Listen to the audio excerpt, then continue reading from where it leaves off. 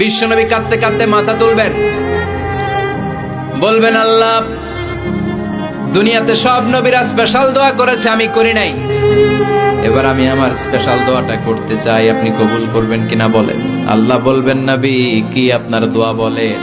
বিশ্বনবী বলবেন আমার একটা উম্মত যার অন্তরের মধ্যে যাররা পরিমাণ ঈমান আছে, একবার আপনারে আল্লাহ বলে ডেকেছে, একবার আমি বিশ্বনবীর উপর দুরূদ পড়েছে, একবার শাহাদাতের বাণী আমার যে গুনাহগার উম্মত দুনিয়ার বুকে থেকে ঘোষণা দিয়েছে, ওই একটা উম্মত যদি জান্নাতে ঢুকতে না পারে আপনি আমারে জান্নাতে ঢুকাতে পারবেন না।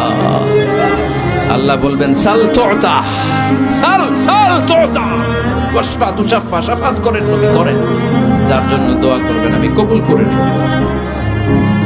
দুনিয়াতে বিশ্বনবী কম কষ্ট সহ্য করে নাই। 3 বছর শিয়াবে আবি তালেবে জেল খেটেছে। কয় বছর? দুর্ভিক্ষের বছরগুলোতে বিশ্বনবীর পেটে দানা পানি ছিল না। কলিজার টুকরা হাসান হুসাইন কই মাছের মতো ছটফট করেছে, জামিনে ক্ষুধার জ্বালায় বেহুশ হয়েছিল। বিশ্বনবী যদি ওই স্পেশাল দোয়াটা করতেন, জান্নাত থেকে খাবারের বস্তা পাঠিয়ে দিত কে? ওই দোয়া করছিলেন? জেলখানায় আল্লাহরে বলছিলেন আল্লাহ স্পেশাল দোয়া করলাম, জেল থেকে মুক্ত করে দেন, করছিলেন? যুদ্ধের ময়দানে নিজের দাঁত ভেঙেছে, উহুদের ময়দান সাক্ষী, বিশ্বনবীর মুবারক রক্তে উহুদের ময়দান রঞ্জিত হয়েছে। সেদিনও বিশ্বনবী ওই দোয়াটা করে নাই। চিল্লায় বলেন ঠিক কি না?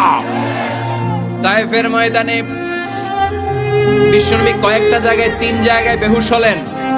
বিশ্বনবীর মুবারক দেহ বেয়ে রক্ত ঝরলো। ওই কঠিন বিপদের দিনও বিশ্বনবী এই দোয়াটা করেছেন নাকি? কথা বলেন।